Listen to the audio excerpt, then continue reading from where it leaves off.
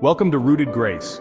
Today we explore one of the most visionary, hope-filled, and prophetic books in the Old Testament, the Book of Zechariah.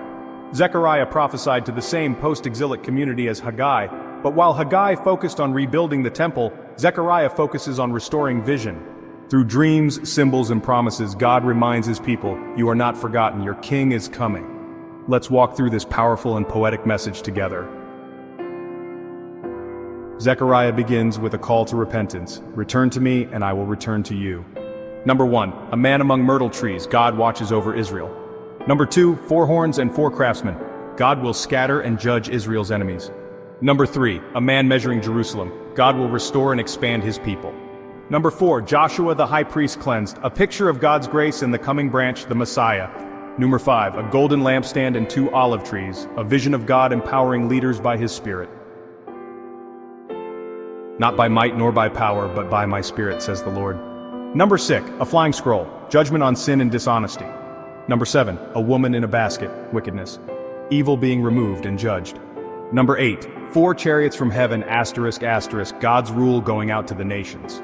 Each vision gives hope. God sees, God cleanses, and God will act. The temple will be finished, but more importantly, the king is coming.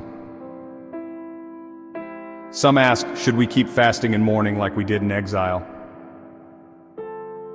Some ask, should we keep fasting and mourning like we did in exile? God responds with a heart check asking, was it really for me that you fasted? He calls for justice, mercy, and compassion. Then he promises restoration, saying, I will return to Zion, old men and women will sit in the streets, children will play again, fasts will become feasts.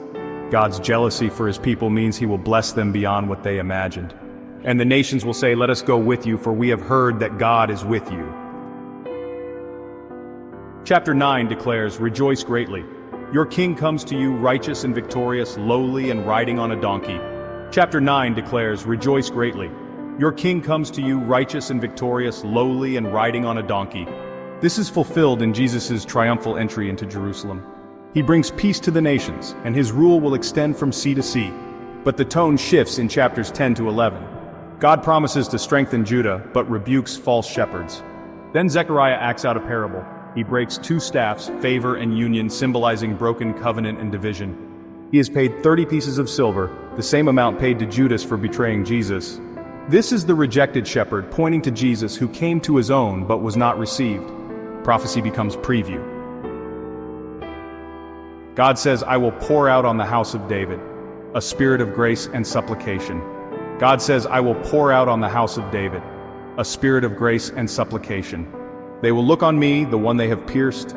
Mourning will come, deep national repentance.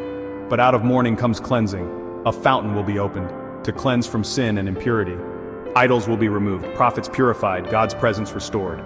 And then, the day of the Lord arrives. Nations gather against Jerusalem. The Lord fights for his people. His feet stand on the Mount of Olives. Living water flows out. God becomes king over all the earth.